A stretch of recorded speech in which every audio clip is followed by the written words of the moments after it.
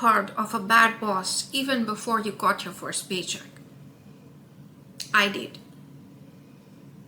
Maybe it was your dad walking in the door after a long tiring day, dropping his bag and saying, "I cannot stand one more day with my manager." Definitely happened in my household. Maybe it's older siblings or a neighbor or your teacher, but I bet you have known about bad managers, bad bosses, and how they negatively impact our lives. Here's what's wild. It's not just the corporate world.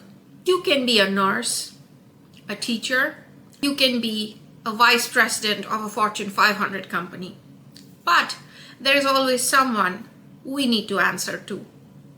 Today we are going to talk about how to actually strategically navigate that. Not just survive with a bad manager, but how to make the best of it and not let that impact our career in any way, shape, or form. Hi, I'm Smee. I've spent more than 18 years leading teams, shaping company roadmaps, building products, and helping people excel in their career. Your corporate insider and your unfair advantage. I cannot quite dive into the topic before asking you to do something a little uncomfortable. It won't be fair on my part. I need you to ask the question, just so it's a fair assessment to your manager, whether it's a situation of a bad manager or is it some tough love that we cannot read. It once happened to me. I promise if the verdict comes as, oh, definitely a bad boss, then I will give you the solution. I will actually give you all the steps and the tools you need to navigate your bad boss. Let's get into the questions. Ask yourself these questions and be brutally honest. Does your manager give you clear, actionable tasks and give you constructive feedback that is, again, actionable and in private? In private is a key word. When you ask clarifying questions about a project or a task or feedback, does this person give you clear answers, or every time there's a conversation, do you feel even more confused than before the conversation started? And the final one I would implore you to ask is, when there's private conversations, one-on-ones with your manager, does this person focus on fixing the problem? Or is it plain and simple that a rant or a complaint that's going on and unending? The reason why I ask this is because sometimes there are managers who are really bad communicators, but their intent is to push us really hard to do way beyond our capacity, scope, just because they see that potential and talent in us.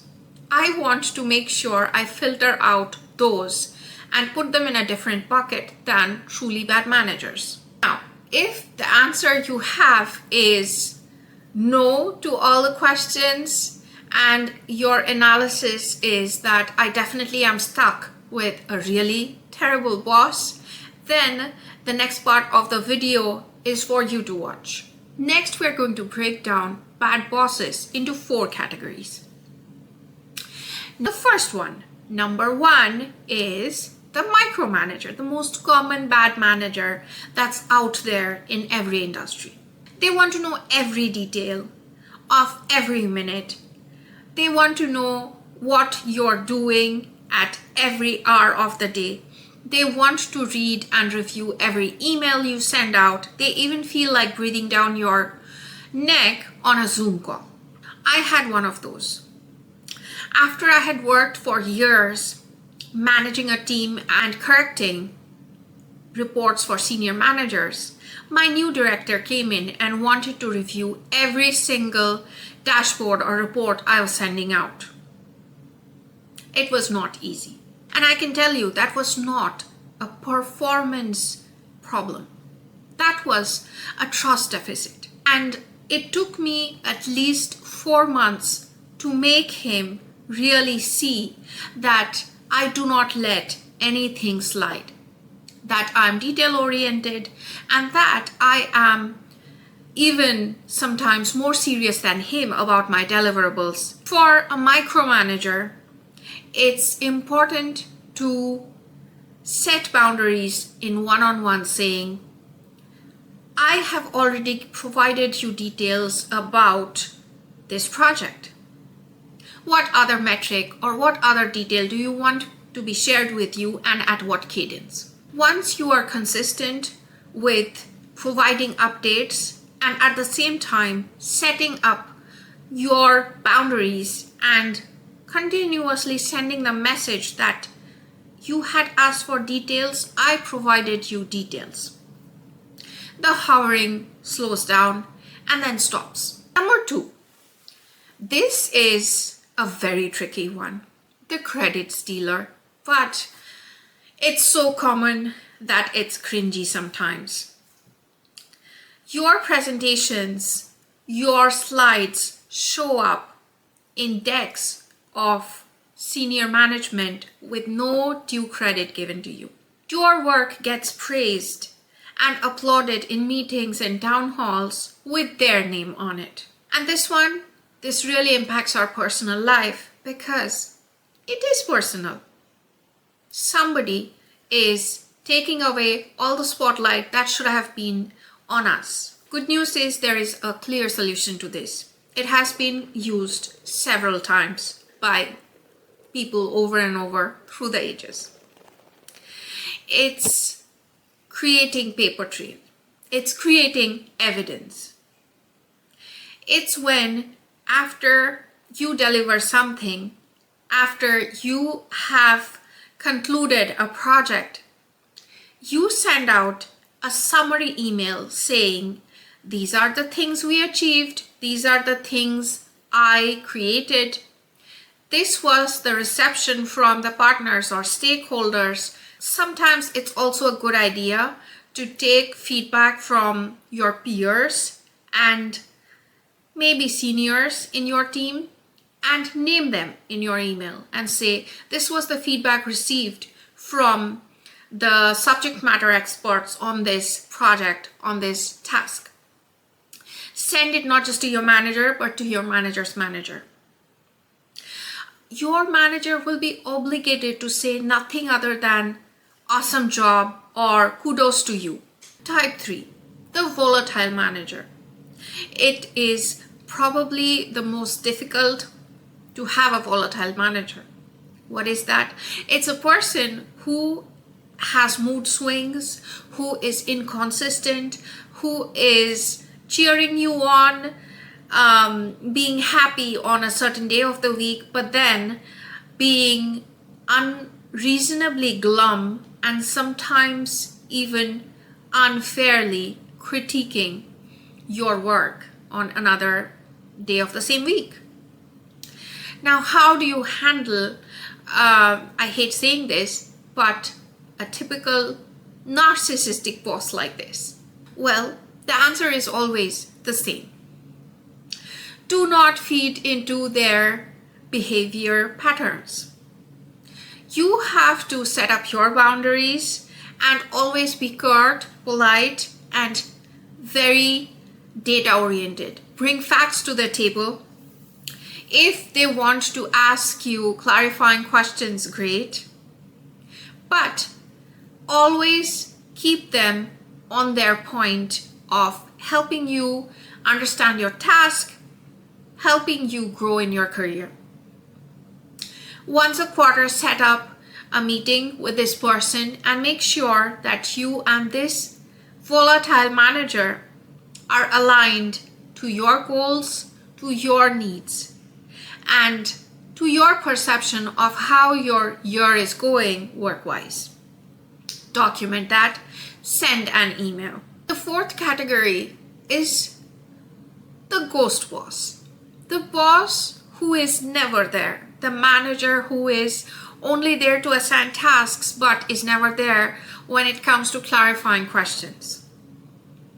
In this scenario, it is important to quickly build your network and make sure you are collaborating with seniors in your team, seniors from other teams, your partners, and your stakeholders. Because guess what?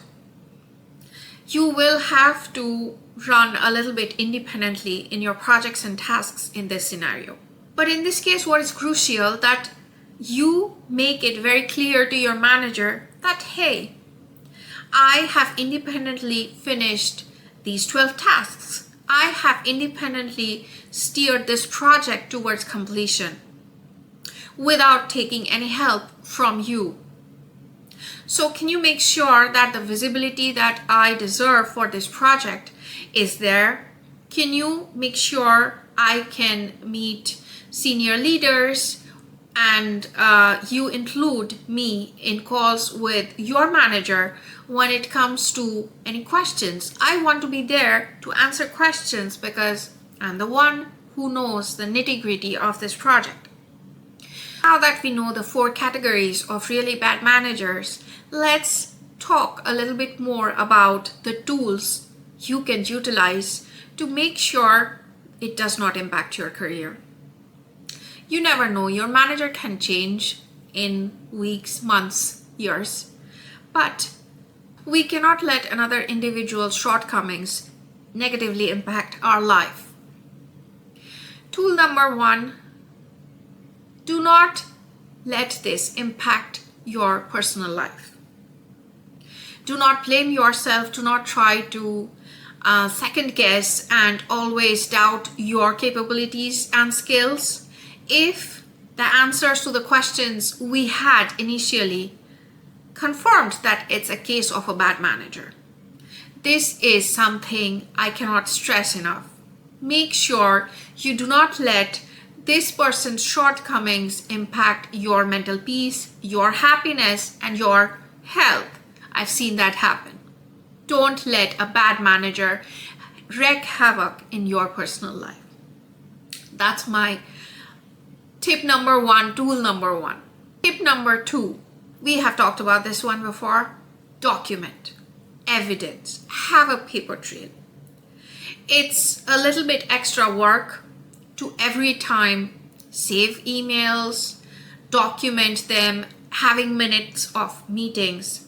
But if we are played a bad hand in way of a bad manager, then this is one of the key solutions we have at hand. Number 3, try to be persistent about having a skip level meeting, even if it's once every 6 months or once a year, depending upon your seniority and your access to senior management. A mentor, that's another excellent way to make sure that you have access to a senior leader or a peer of your manager who can help you not with specific project tasks, but in general about navigating problems you are having at work. Number 4, build your network. It is important because we spend so many hours of our day, our life at work.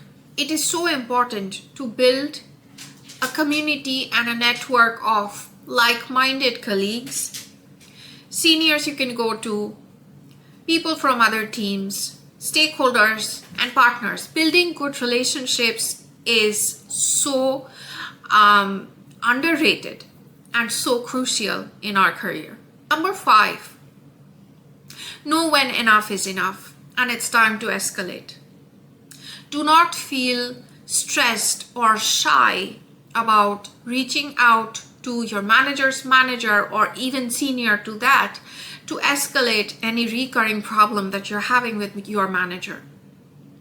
Trust me, you won't be the first person bringing it up to that person. It has happened many times in my own career where I have gone to a senior MD and said, hey, this has been my experience with so-and-so. And every single time the response has been, yeah, I have heard about this. Thank you so much. I'm grateful that you're coming to me with this feedback. It impacts our team our organization, our reputation. So that's why every single time it's too much to bear, please escalate to a senior manager or HR even. The final one, number 6, is of course, know when you have to look for a different job. If everything we talked about before this has been tried and it failed, and it started to impact your personal life, your mental peace, I hope not, but in case it even has any impact on your health, then it's time to move on, look for a new job. And never feel like, oh, I'm a quitter. You are not. You are someone who identifies that a problem is becoming bigger than your job or your paycheck. And that's why you are deciding to move to a different position where you are valued. You did not work this hard to let someone else's lack of leadership take a toll on your career.